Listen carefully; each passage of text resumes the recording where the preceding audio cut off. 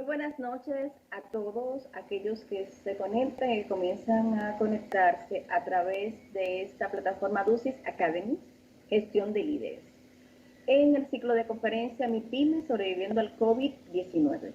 En esta oportunidad tenemos un abordaje diferente donde estaremos desarrollando el tema específicamente para la comunidad jurídica. El COVID ha afectado a todos los sectores y la comunidad jurídica no ha sido la excepción.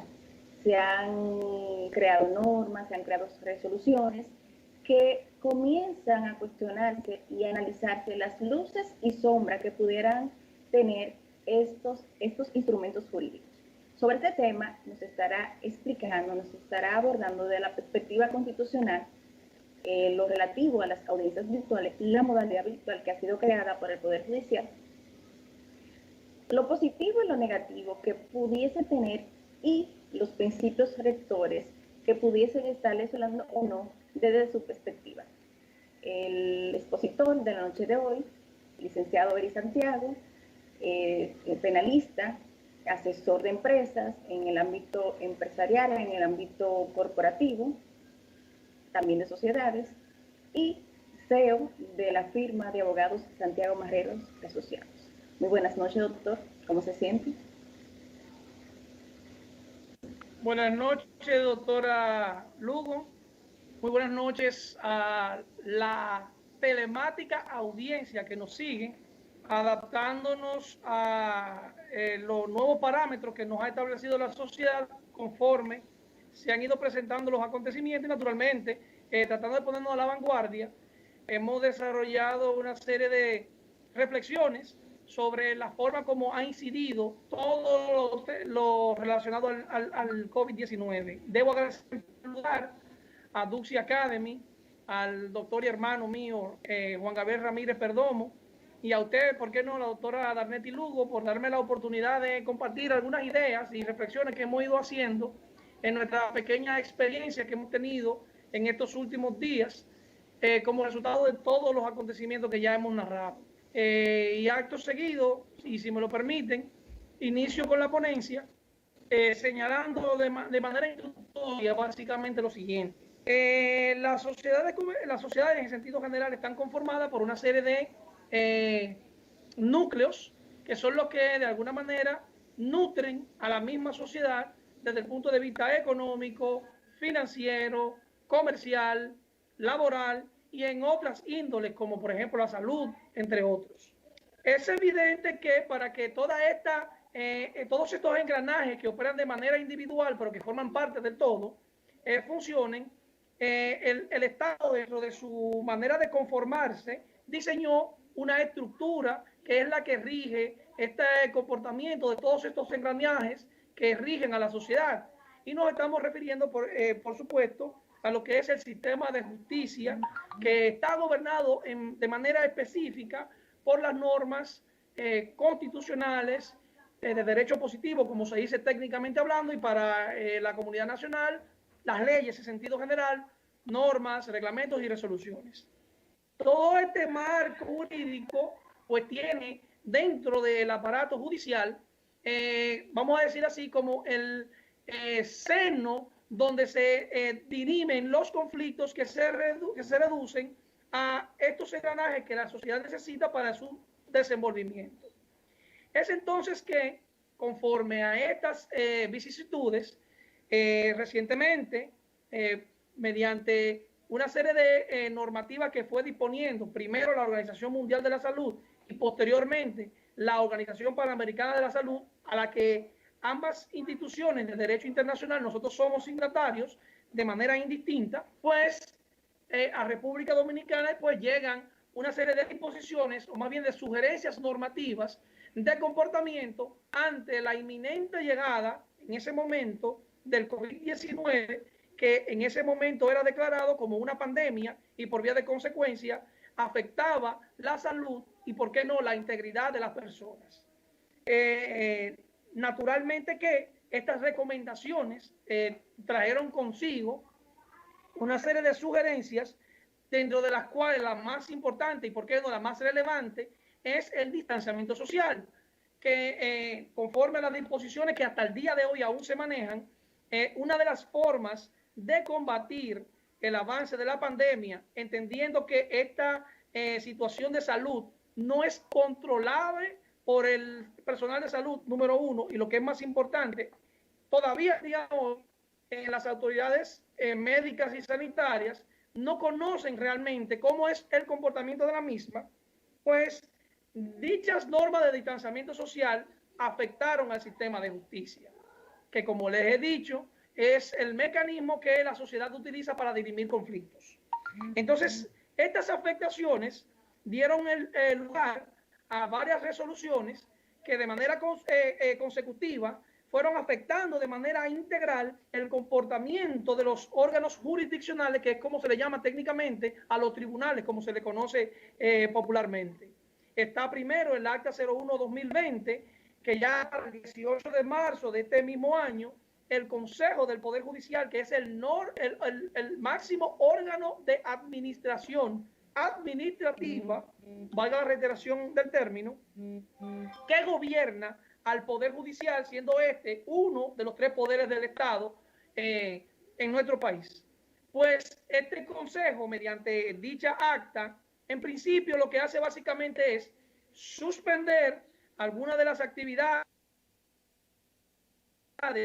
ordena naturalmente lo social de los funcionarios judiciales, determina cuáles de su personal de manera interna se encuentra en factores de riesgo, tomando en consideración las directrices que la Organización Mundial de la Salud y ya nuestro Departamento de Salud Pública habían dispuesto, y entonces disponer una serie de normativas que afectaban tanto a lo interno, o sea, de manera administrativa, cómo funciona la justicia, como, lo más importante, hacia lo externo, que es como el órgano jurisdiccional o la institución de justicia iba a atacar las vicisitudes que se fueran presentando mientras se mantuviera la pandemia. Pero ¿qué ocurre? Que tan rápido o tan lejos como en el 19 de marzo, es decir, apenas un día después, por el número de contagios que comenzaban a reportar nuestras autoridades de salud, pues el Consejo del Poder Judicial se reúne una vez más y entonces determina que en esta oportunidad se vota una nueva acta, que es el Acta 02-2020, donde ya el Poder Judicial suspende de manera categórica todas las actividades judiciales. Esto último es y ha sido el generador de una serie de vicisitudes que la sociedad está viviendo al día de hoy y que ha provocado que la comunidad jurídica, es decir, nosotros los abogados, hayamos elevado nuestras voces en procura de lograr algún marco regulatorio, naturalmente respetando las disposiciones de salud, pero dentro de lo que es la dinámica de la sociedad que matiza, ¿por qué no?, a lo que es el comportamiento de la justicia. Entonces, mediante esta última resolución, sencillamente, todas las actividades jurisdiccionales, en sentido general, quedaron en un limbo jurídico. Pero esto no es lo único que ocurre, sino que además el órgano administrativo máximo del Poder de Justicia determina además la suspensión de todos los plazos administrativos y jurisdiccionales que hasta ese momento se hallaban en curso, y esto último es muy importante y es la razón de ser de nuestra ponencia el día de hoy, entre otras cosas. Naturalmente que de marzo para acá, pues las actividades relativas al COVID fueron avanzando, muchísima información viajó a través de las redes, a través de los dispositivos electrónicos, computadoras, tablets, entre otras, y por qué no, llegó un momento donde el Estado entendió que ya podía comenzar a desescalar, término muy de la pandemia, las suspensiones que se habían producido no solamente en el seno de la justicia, sino a nivel nacional, y crearon una serie de protocolos para entrar en operaciones de manera paulatina. Asimismo lo hizo el Poder Judicial. Y mediante la resolución, hoy muy cuestionada, 04-2020, el Poder Judicial crea toda una estructura donde trae consigo la muy cuestionada audiencia virtual. ¿Por qué? Porque todavía hasta la resolución 02-2020, que entre una de sus disposiciones permitía la posibilidad de conocer algunas audiencias de manera virtual y básicamente esto de manera puntual en lo relativo a violaciones a derechos sustanciales y, ¿por qué no?, los temas que tenían que ver con medidas de coerción para los asuntos penales y asuntos de urgencia que, por lo escueta de la resolución, probablemente quedó en un limbo jurídico. Y muchos de los ciudadanos de la República no sabían que podían acudir, por ejemplo, ante el juez de la medida de coerción, que es el que conoce de asuntos estrictamente penales y es el que pone las órdenes de caución para detener a un ciudadano que se presume autor o cómplice de una infracción. También se podían llevar algunas otras acciones de otra índole, de otra materia por ante ese canal. Pero eso no concitó mucha atención de la comunidad jurídica. Naturalmente, esto estaba matizado porque todavía en ese momento la pandemia era una realidad que estaba, vamos a decir así, acosando a la ciudadanía y todo el mundo estaba atento a los ires y venires de las informaciones que estaban en torno al COVID. Ya con la resolución 04-2020 entramos en materia. Nuestro Tribunal Constitucional, nuestro Consejo del Poder Judicial determina mediante esta resolución que, a pesar de la desescalada paulatina y consuetudinaria que se fue aprobando desde el 1 de mayo hasta la fecha, el Poder Judicial diseñó 3 etapas, en realidad son 4, pero son 3 etapas específicas para que el proceso de suspensión de las actividades jurisdiccionales fuera también iniciando de manera paulatina. Pero todo circunscrito a la virtualidad.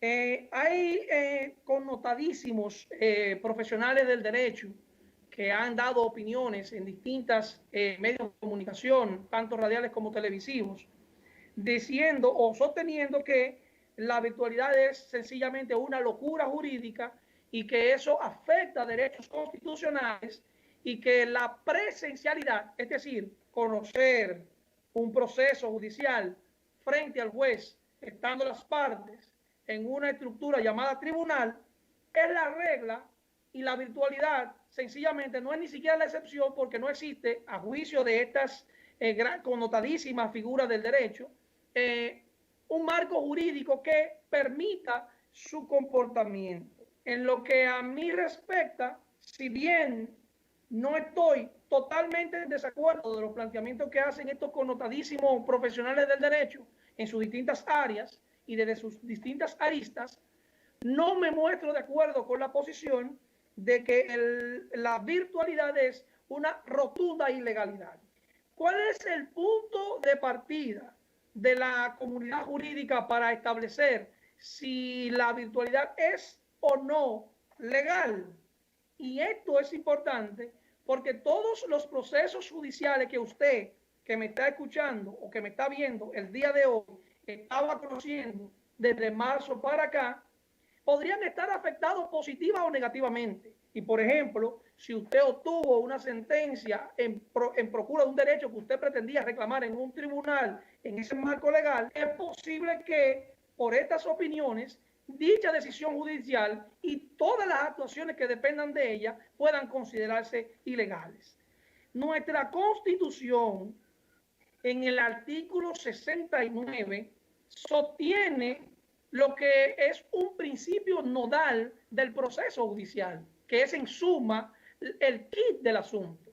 Y básicamente habla de la tutela judicial efectiva y de lo que es el debido proceso.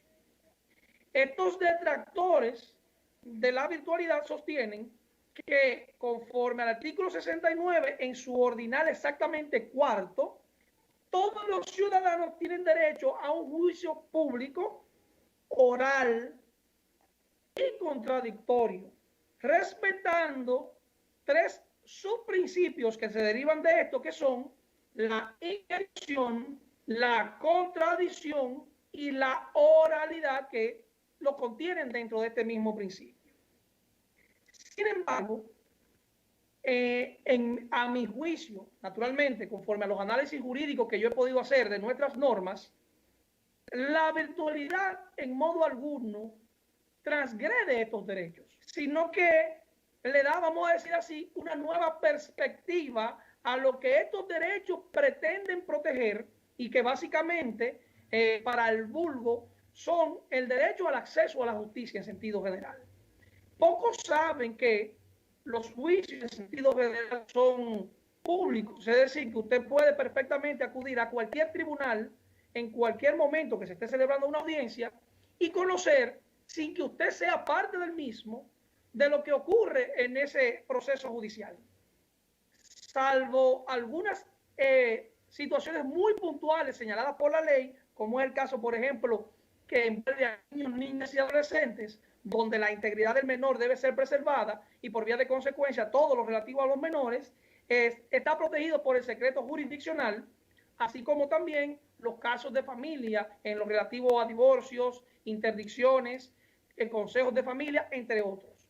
Es decir, hay situaciones muy puntuales que no están gobernadas por la publicidad, pero en sentido general los juicios son orales, perdón, son públicos. Algunos tratadistas y algunos doctrinarios señalan que la publicidad no es más que la posibilidad que tiene la ciudadanía, usted, yo o cualquier persona, de acudir a un proceso judicial y ser parte de él, aunque usted no sea ni beneficiario ni detractor de las decisiones que allí se tomen.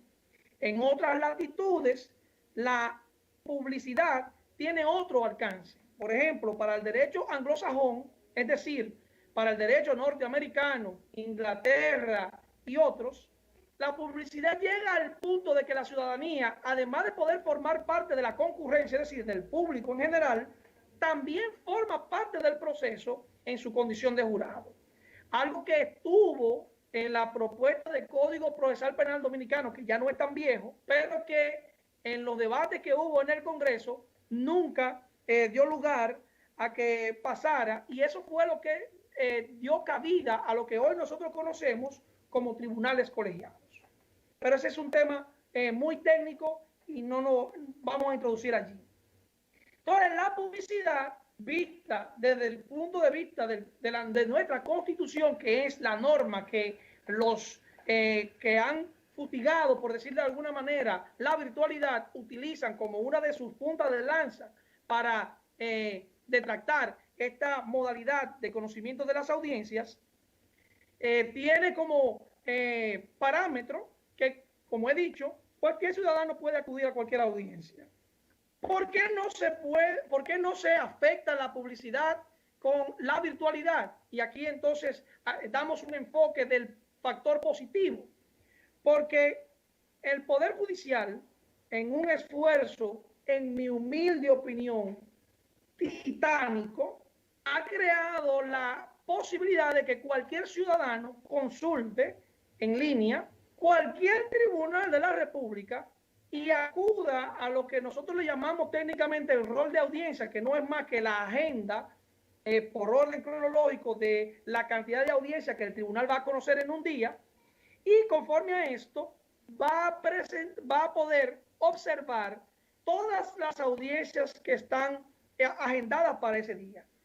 Incluso el Poder Judicial llegó tan lejos que colocó justo debajo de cada uno de estos calendarios de audiencia un formulario que le permite a cualquiera de nosotros, naturalmente previamente identificado, con informaciones verificables, formar parte de un proceso judicial.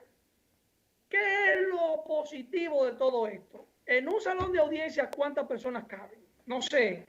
En los salones más grandes, por ejemplo, en la jurisdicción de Santiago, por plantearle un punto, algo muy puntual, podríamos decir que caben algunas 40 personas sentadas, sin contar al juez, al personal y a las partes que están involucradas en un proceso judicial.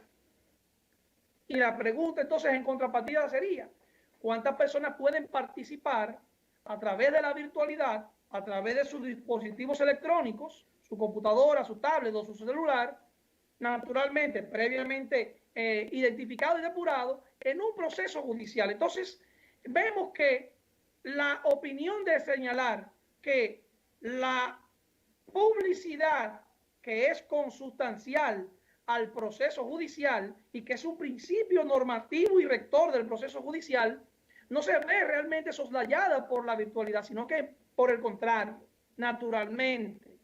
Hay muchos de los que atacan la virtualidad que sostienen que cómo yo accedo a esa audiencia, quién me informa cuando se va a celebrar. Y esto es lo que también trae una de mis opiniones al respecto.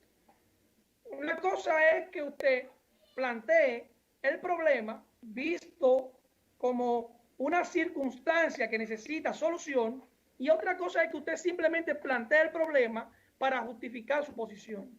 Los que han estado atacando la virtualidad han sostenido el problema, pero no le han buscado algunos parámetros de solución, que es mi posición respecto a todo esto. Moviéndonos un poco con el tema, entonces estaríamos cayendo a lo que tiene que ver con la oralidad, que es también una de los principios rectores del proceso judicial. A los tribunales se va a hablar. Esa es la creencia que tenemos los ciudadanos. Incluso uno, cuando llega a la facultad, piensa que todo se comporta como uno ve en las películas. Pero los procesos judiciales están matizados por materias, es decir, por áreas de competencia, dentro de los cuales los tribunales son capaces de conocer los distintos conflictos que la sociedad, ustedes los ciudadanos, le presentan en los juicios. Y si nos vamos, por ejemplo, a lo que tiene que ver con los aspectos estrictamente comerciales o civiles, la famosa oralidad a la que nosotros nos referimos en realidad es quimérica. Es una oralidad, vamos a decir así, pragmática, en tanto que en los procesos judiciales civiles, y los abogados que ejercen consuetudinariamente me pueden dar la razón, donde las partes se han vuelto prácticamente una especie de cliché de las actuaciones que se dan en los tribunales. La fundamentación de los procedimientos en materia civiles y comerciales y de esa índole, porque esa rama se subdivide en varias otras áreas, descansa básicamente en el formalismo, que no es más que la estructuración de escritos, la presentación de documentos y de pruebas, en su mayoría documentales, porque el derecho civil está regido por la documentalidad, que hacen de la oralidad un adorno. Esto no quiere decir que no ocurra.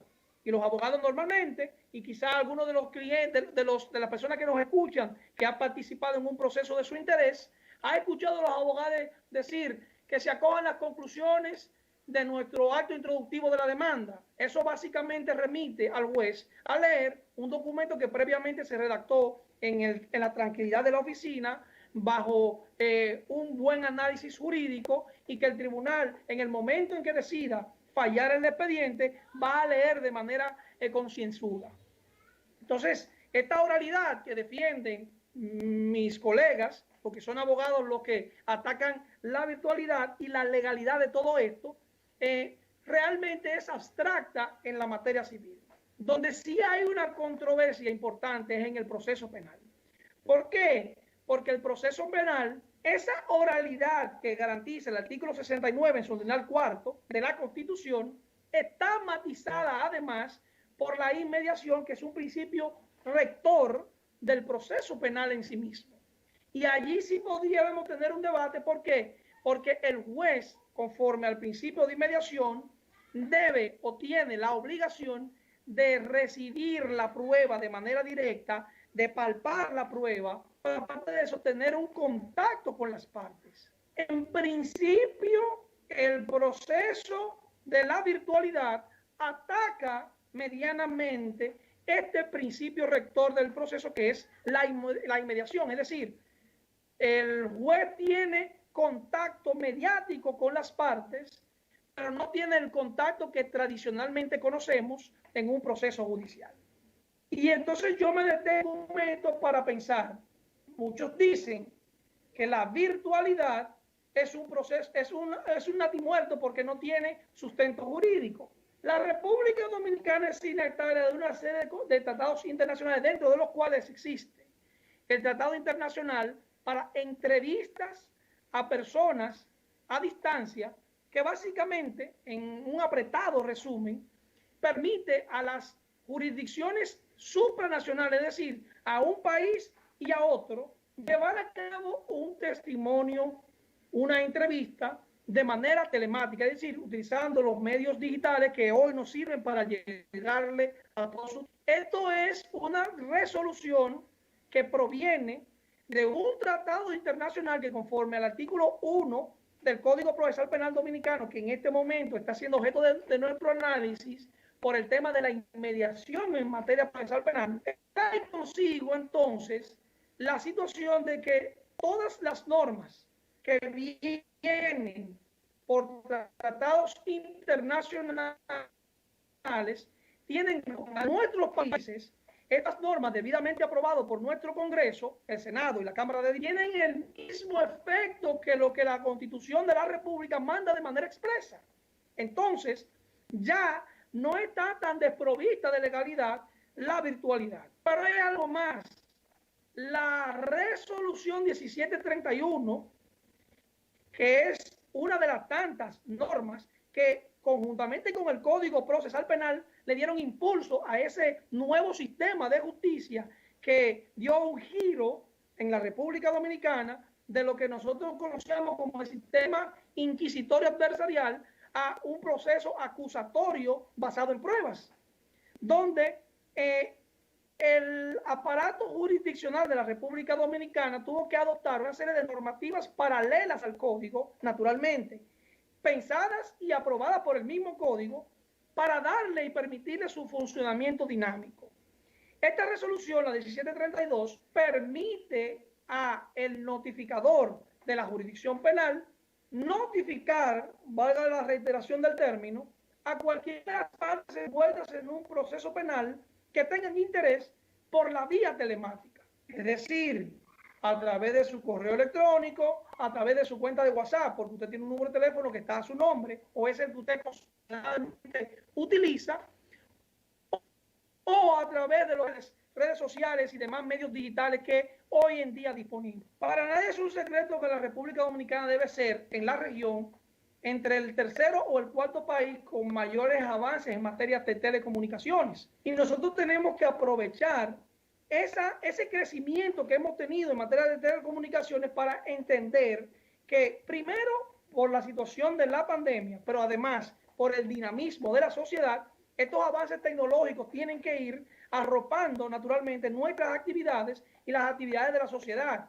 Porque al final de cuentas, este debate es al ciudadano común, a ese que hoy tiene una sentencia por manutención, por ejemplo, y que se ve afectado porque ese proceso se conoció o no de manera virtual.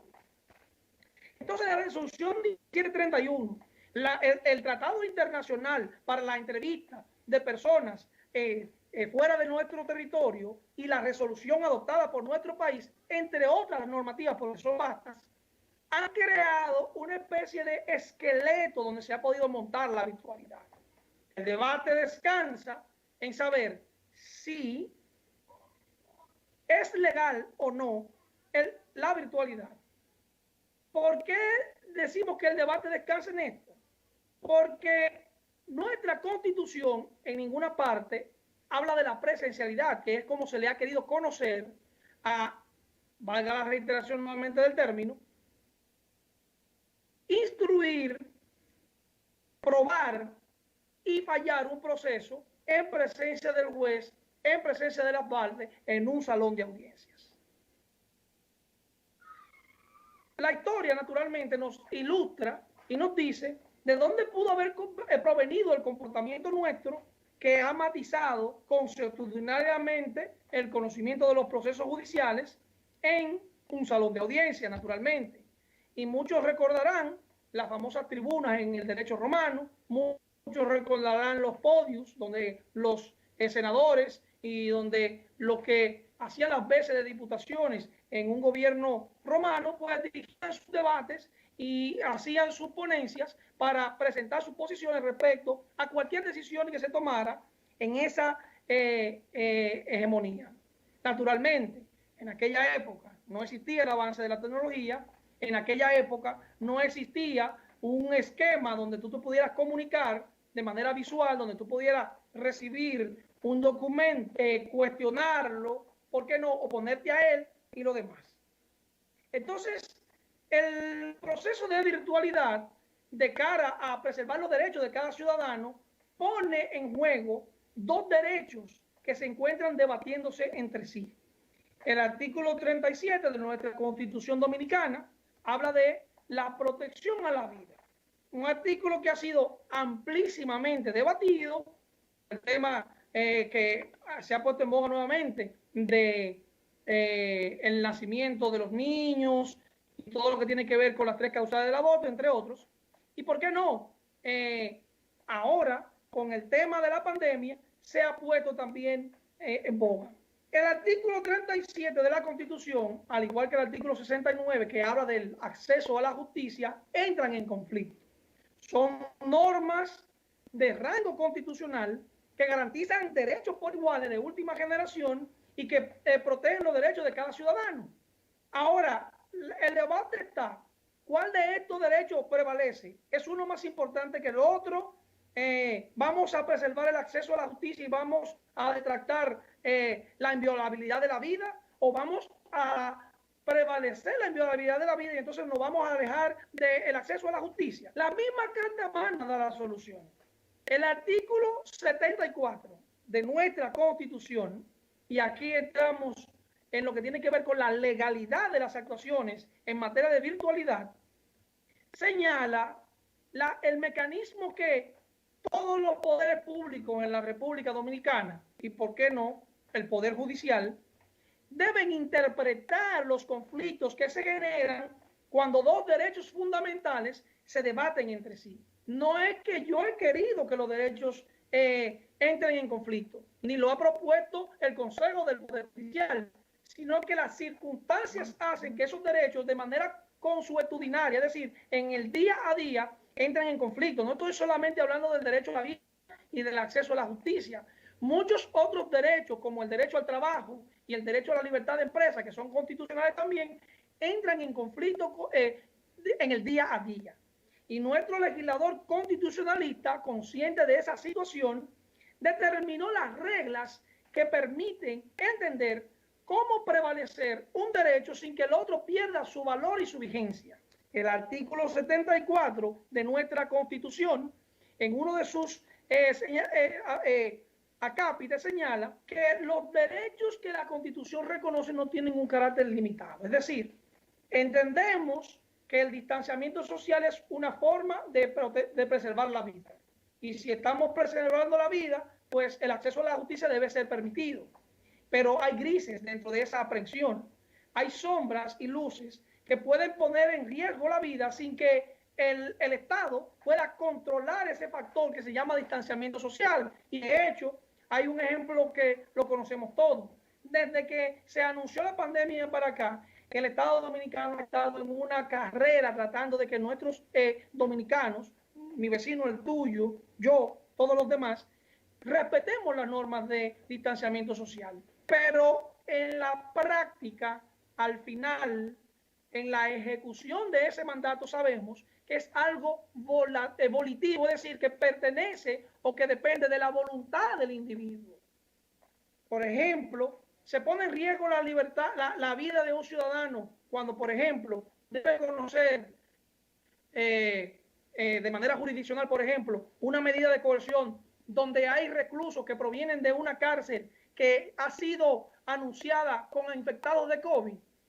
Esa es una presión que tenemos que hacer. ¿Por qué? Porque si los protocolos, cuando ya tú tienes un contagio, elevan para que tú aísles a contagiado, cualquiera que haya tenido contacto, entonces se supone que nadie debe tener contacto aún con el. Entonces, con este ejemplo, les pongo en perspectiva, trato de instar a la comunidad jurídica nacional y, ¿por qué no?, a las personas que dentro del análisis de la norma que han reitero, muy válido su análisis, han detractado la virtualidad para que lo pongan en perspectiva. ¿Por qué? Por ejemplo, nuestro colegio de abogados ha elevado una acción de carácter constitucional en contra de todas las normas que se adoptaron desde que inició la pandemia hasta el día de hoy. Y yo les decía que en la segunda norma votada por nuestro Consejo fueron sus plazos procesales. Así es. Si, por ejemplo, usted, empresario, estaba llevando un proceso judicial donde se le notificó una sentencia el 19 de mayo, el plazo máximo para recurrir o atacar una decisión con la que usted no está conforme son 30 días de manera ordinaria. Si usted no recurrió en 30 días, en teoría su plazo está vencido. Esa sentencia le es ejecutoria. Usted tendrá obligatoriamente que sufragar, si es una sentencia que tiene condenaciones pecuniarias o que afectan el patrimonio, lo que la sentencia indique. Pero ¿qué ocurre? Que la resolución 02-2020 del Consejo del Poder Judicial suspendió esos plazos. Y esta resolución sale entonces como salvaguarda de los derechos suyos precisamente. Entonces, si como pretende nuestro colegio de abogados, que no porque le diga yo es una moción positiva o negativa, el Tribunal Constitucional decide anular la resolución 02-2020, estaría creándole un vacío a ese empresario, a esa empresaria o a esa empresa o no, como una agencia, y que su plazo se vio vencido cuando se iniciaron las actividades en mayo reciente. Entonces, no es tan halagüeño decir que todo lo relativo a la virtualidad, que todo lo relativo a las normas que ha adoptado nuestro Consejo son del todo ilegales y que por vía de consecuencia todo eso tiene que ser sencillamente hablado. No, es que afecta a los intereses de los ciudadanos, pero volvemos al principio, afecta la integridad de las personas, que es un derecho de primer nivel y que conforme al artículo 74 que hemos mencionado, en esta oportunidad, en el numeral 4, nuestros poderes públicos están en la obligación de interpretar y aplicar las normas relativas precisamente a esos derechos y garantías en el sentido más favorable. Cuando hablamos del acceso a la justicia y la libertad, necesariamente la vida prevalece. Y si el COVID atenta contra su vida, es inminente que el Estado tenga que adoptar, en este caso el Poder Judicial, que representa una parte del Estado, algunas disposiciones que salvaguarden su vida. Con lo dicho, llegamos entonces a la tercera mención de nuestra Constitución sobre el conflicto que se genera con el acceso a la justicia. Estamos precisamente hablando de la contradicción, que es otro de los derechos que la Constitución entiende que son propios del juicio. ¿Se impide la contradicción en los procesos judiciales con la virtualidad? Pero por supuesto que no. Y vuelvo de nuevo al área penal, que es el área de mayor conflicto por la naturaleza de los procesos penales. Porque ya en materia civil, como he dicho, es un asunto más instrumentalista, más escriturado, y que por vía de consecuencia, conforme a los plazos procesales que los tribunales le otorgan a las partes, casi todo el instrumento que soporta una opinión jurídica, ¿verdad?, ya están previamente depositados en manos del juez. Ahora, ¿qué ocurre en lo penal? Todos sabemos que el Ministerio Público, cuando decide levantar una acusación a un ciudadano, cuenta con un plazo que, como plazo máximo, como tope, son 4 años. Esto es después de la reforma. Plazo que se reduce a 6 meses si a la persona investigada se le ha impuesto alguna medida de coerción distinta de la prisión preventiva. Y este plazo a su vez se reduce más, 3 meses, si a ese ciudadano se le ha impuesto una prisión preventiva. Entonces el Ministerio Público, cuando configura su acusación y decide presentar al tribunal una carga o un cargo punible a un ciudadano, conforme al artículo 294, en su ordinal quinto, está en la obligación de presentar, escuchen bien, la acusación con todos los elementos de prueba que la sostienen. Esto es mucho tiempo antes de que se conozca el juicio, que es lo que protege el artículo 69 de la Constitución cuando habla de la oralidad, la inmediación y la contradicción, que es el objeto de análisis actual por nuestra parte. Entonces, esos elementos de prueba que están inoculados en el proceso ya tienen un tiempo allí. Y el proceso, desde que el Ministerio Público inocula los documentos que sustentan su acusación y todas las baterías que prueban, valga la reiteración del término una vez más, esos hechos, pasan entonces a la defensa, que también tiene un plazo para responder lo mismo, aportar elementos de prueba y todo lo demás. Todo lo cual va a una etapa posterior del proceso judicial, que es la audiencia donde se determina si la acusación es suficiente para ir a un juicio donde se conozca de manera oral, pública y contradictoria y con respeto a la inmediación y a la contradicción ese proceso judicial. Entonces, cuando hablamos de la contradicción, lo que estamos hablando es, como principio rector del derecho en sentido general, y por qué no, en este caso, que es el que nos sirve de ejemplo, el derecho procesal penal, estamos hablando básicamente de la facultad que tienen las partes, primero, de tener la prueba en su poder y mediación, y poder refutar la misma contradicción, la cual, como les he expuesto, se ve salvaguardada no por la virtualidad ni por la presencialidad, sino porque las normas de derecho positivo establecen plazos específicos para que las partes puedan actuar de esa manera. Documentos que, o pruebas en sentido general, que entran al proceso y después, cuando ya pasan todas las etapas judiciales, que no vamos a entrar en ese debate tan técnico, jurídico, porque no es necesario.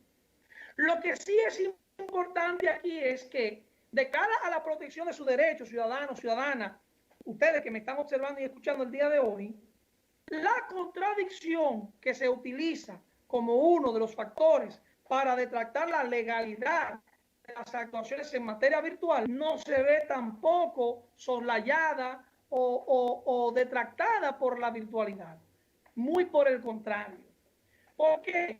Porque las partes han tenido la posibilidad de discutir los elementos de prueba, opinar sobre la legalidad de los mismos, llevar sus argumentos ante el tribunal y eventualmente, ya en la etapa del juicio, que es cuando se discute todo esto, entonces el tribunal tiene todos estos elementos de prueba en su poder.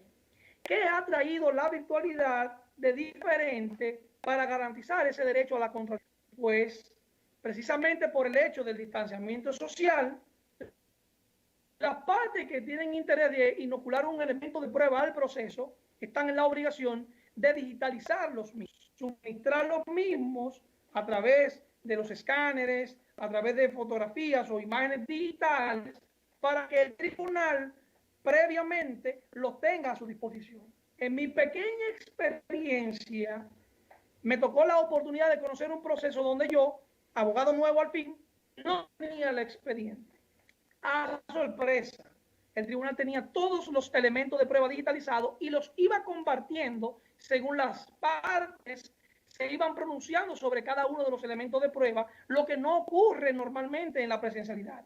Incluso a muchos abogados les ha pasado que algún documento no lo tiene disponible en el momento o se le ha quedado en su despacho judicial después del estudio, porque esas cosas ocurren. Y sin embargo, la virtualidad garantiza que usted tenga acceso al expediente íntegro y que pueda presentar sus argumentos sustentados precisamente en cada uno de esos elementos de pruebas. Interesante el abordaje que hace el doctor Santiago sobre el tema de la virtualidad. Muchos abogados manifiestan que limita derechos como el principio de la gratuidad y que pudiese encarecer todo lo relativo a la tecnología.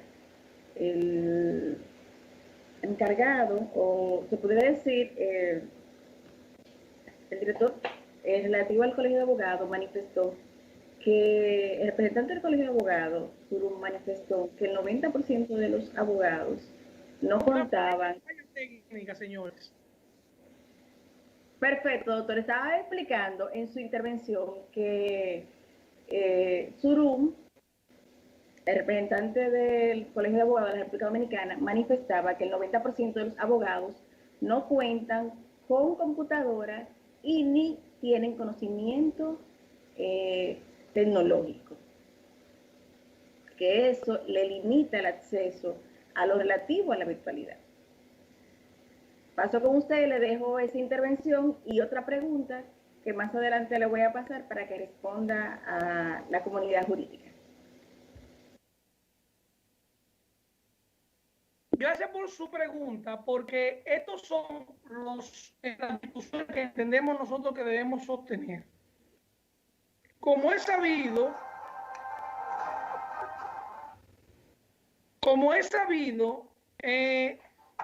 el avance de la justicia está muy limitado a la posibilidad de que las partes puedan tener acceso naturalmente a dispositivos electrónicos. El planteamiento de nuestro distinguido presidente del Colegio de Abogados, aunque lo respeto mucho, no lo comparto, porque probablemente usted está transmitiendo desde una tableta o desde un teléfono. Y es muy posible incluso que muchos de los ciudadanos que están hoy escuchando lo que estamos tratando esta noche, lo estén haciendo desde un dispositivo móvil. Es evidente que hay una parte de la comunidad jurídica que probablemente esté desprovista de alguno de estos factores de tecnología. El más importante, el medio que nos sirve para llegar a todo el mundo, que es el Internet, que ya allí habría que buscar un mecanismo. Pero tengo un ejemplo muy palpable del día de hoy. Acabo de venir de una audiencia donde tuve la obligación de trasladarme al tribunal.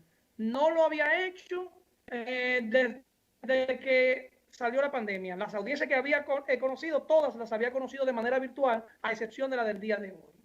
Y para mi sorpresa, cuando llego al tribunal me encuentro con un computador, con un micrófono, unas bocinas disponibles y un rol de audiencias donde yo podía perfectamente conectarme o desde mi dispositivo móvil o ingresar al salón de audiencia y conocer mi audiencia desde allí.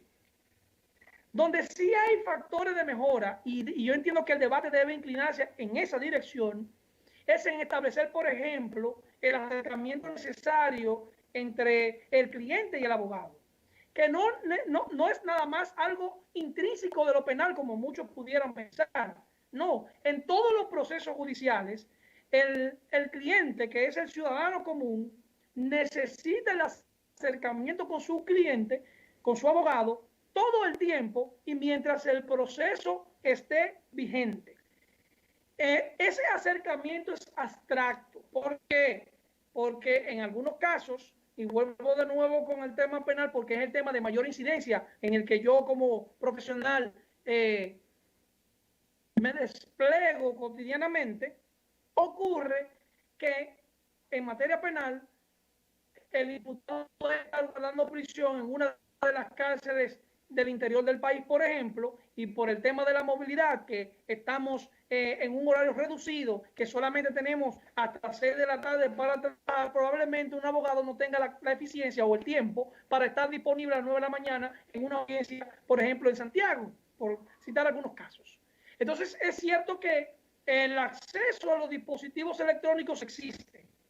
Y es cierto también que hay alguna parte de la comunidad jurídica que no los tiene a su disposición por situaciones que no vamos a discutir, pero que están muy vinculadas a los factores económicos de una parte del sector de la comunidad jurídica y también de los clientes.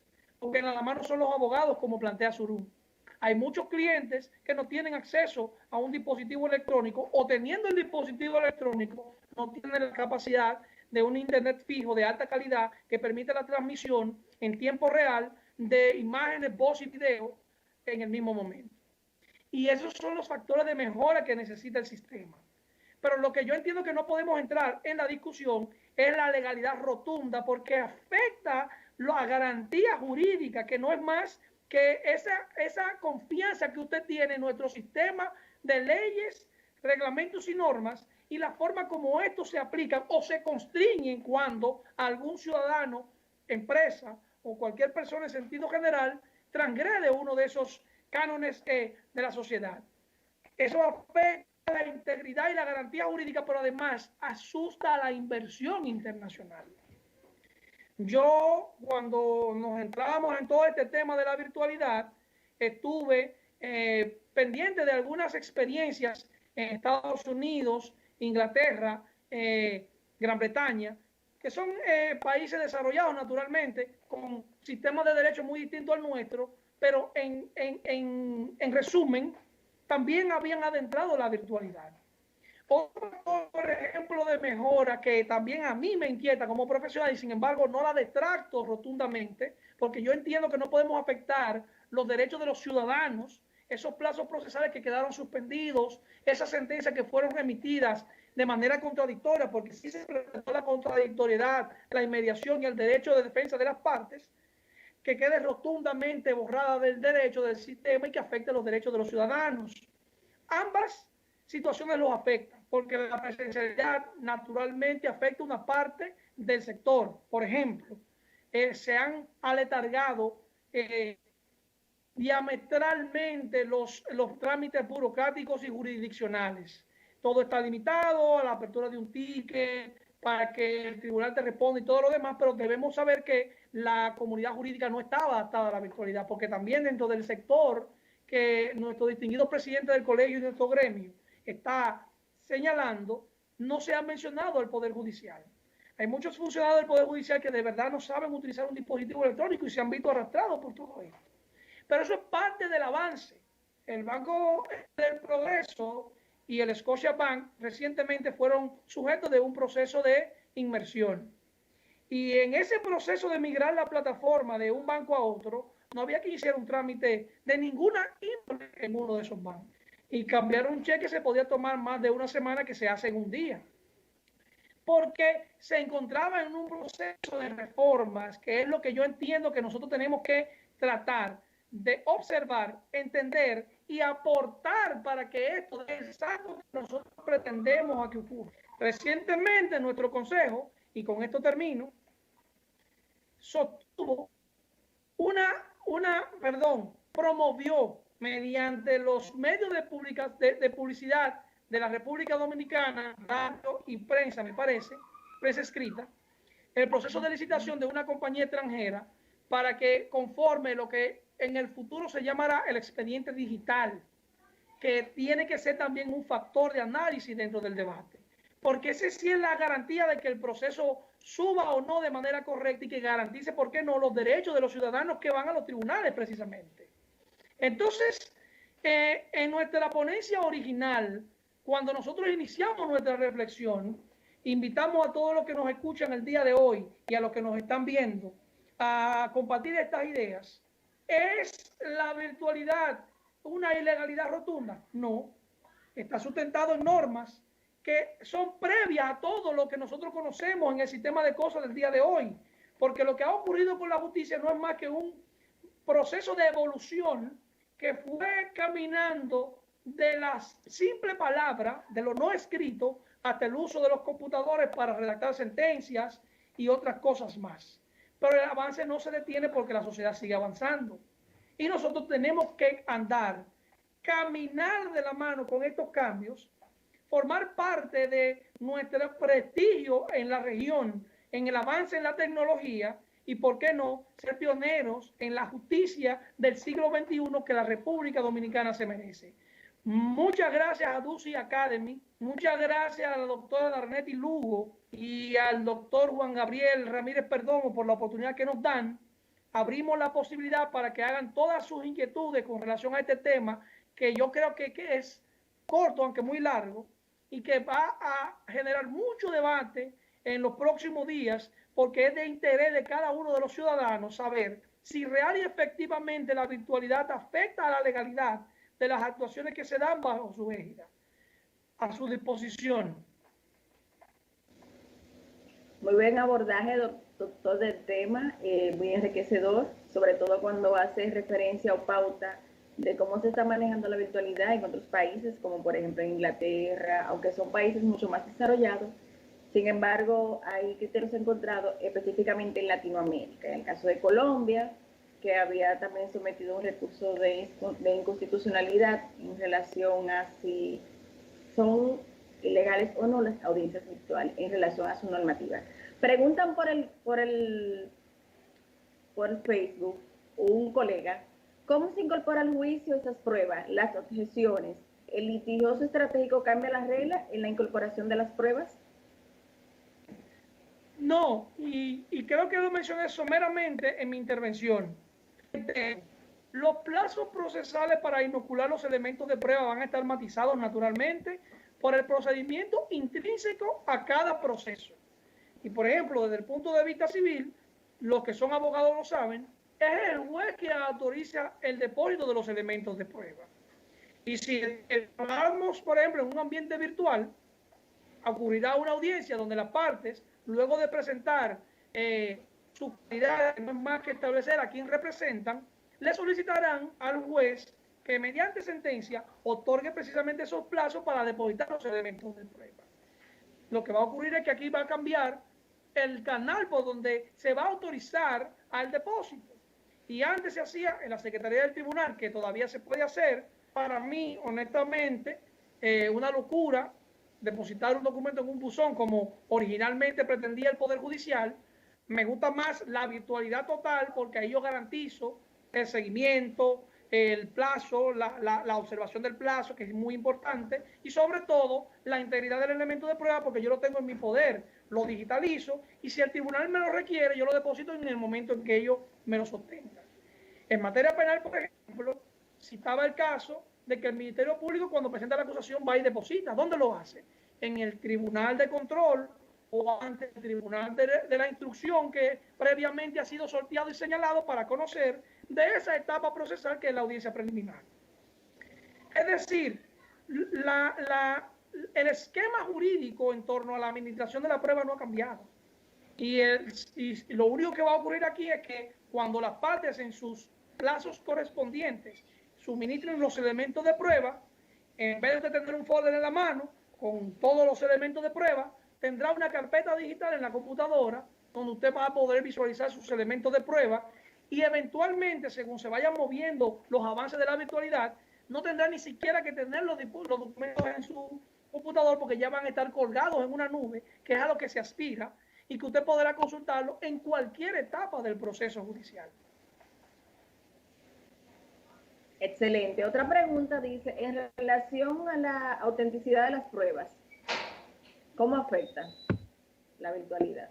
Esa es una pregunta que ha surgido millones de veces. Y yo entiendo que ese es uno de los puntos oscuros de la virtualidad que tenemos que buscarle una solución naturalmente. Ahora, cualquier parte, dice el artículo 1321 del Código Civil, perdón, el 1328 del Código Civil, que sienta que un acto bajo firma privada, es decir, un documento en sentido general, afecta a su derecho, tiene la facultad de precisar si el documento es real o si por el contrario el documento es falso y puede incluso atacar su falsedad. Entonces, desde el punto de vista de la integridad de la prueba, viene todo lo que es el marco regulatorio en torno al elemento de prueba, que cuando usted lo ve en un computador, a usted le da la apariencia de originalidad, porque quizás lo hizo a color y ahí usted ve los sellos que garantizan su autenticidad y todo lo demás. Pero eso no le quita el derecho a que usted pueda inscribirse en falsedad, atacarlo por falso principal ante un juez penal o incluso requerir que el documento se deposite íntegramente en la Secretaría del Tribunal para que el juez, porque usted no es el dueño de la prueba, el juez garantice la autenticidad de la misma. Y yo estoy hablando del esquema jurídico actual, porque me imagino que ya cuando avancemos al expediente digital, esos documentos ya no van a estar en la mano suya ni en las mías. Y tenemos la experiencia del Tribunal de Tierras.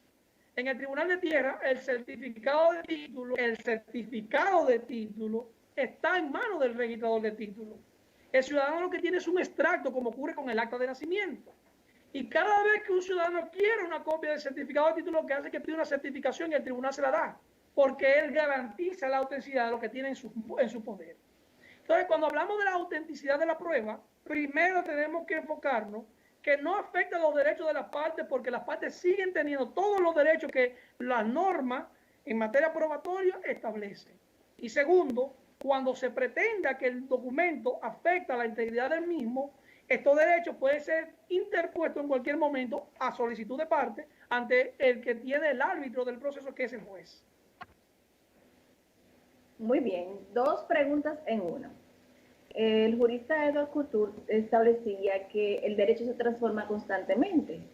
Si no seguimos sus pasos, cada día seríamos menos abogados. Eso lo digo en consonancia con lo que establece un colega, que se deben actualizar los pasos con el antiguo derecho penal inquisitorial y adversarial. Evidentemente, la necesidad del avance en virtud de los nuevos tiempos deja a muchos juristas atrás conjuntamente. Sin embargo, siempre hay una cantidad que siempre se actualiza y sigue adelante. ¿Qué opinión le merece? De eso se trata precisamente. Y mi inquietud en atreverme a tratar el tema es precisamente para instar a nuestra comunidad jurídica, que tiene la capacidad de afectar positiva o negativamente la dinámica comercial a nivel nacional y, por qué no, las inversiones que vienen a nuestro país, detractando todos los cambios que estamos viviendo, es precisamente instar a esta comunidad jurídica que caminemos juntos en el paso de avance, que coloquemos las herramientas necesarias para que podamos todos avanzar y llegar a la meta pretendida, que no es más que hacer más dinámico el ejercicio del proceso en sentido general. Y le vendo una experiencia para citarle algo que puede ir con eso.